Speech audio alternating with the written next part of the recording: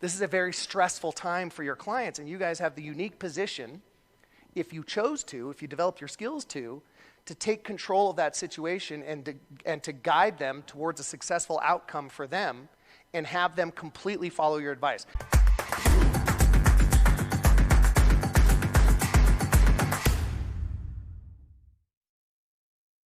So look, we know that there's 25 negotiations attached to every single transaction on average, okay?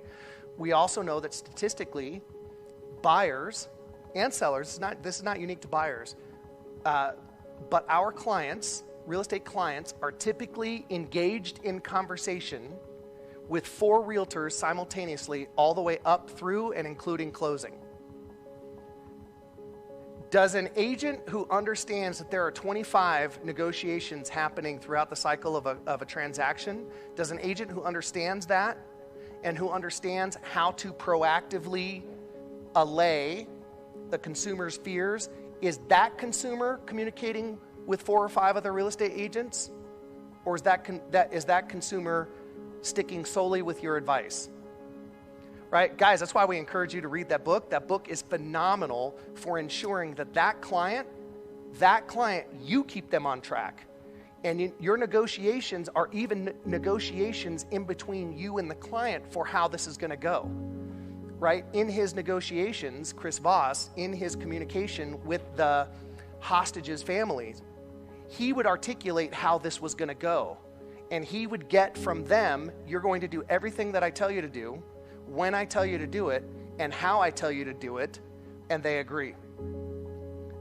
Now, these are not people who are going to be on the internet looking at, now, what happens in hostage situations, right? They're going to be following their hostage negotiators' advice. Why? Because the outcome they're looking for is the safe return of their loved one.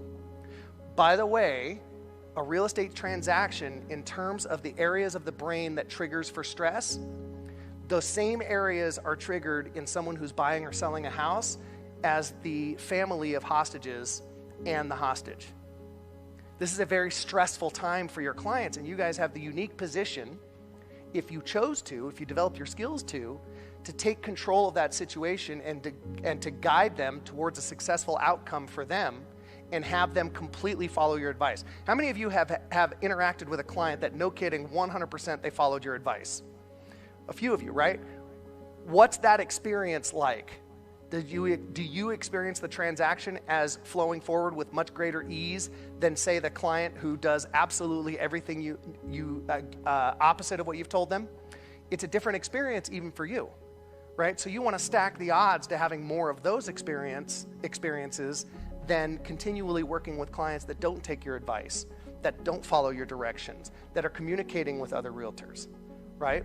There are reasons why 87% of agents are out of the business within 3 years, right? These are some of them. You've got to take control of your skills and your abilities and your mindsets to guide people who are freaking out through a very stressful experience.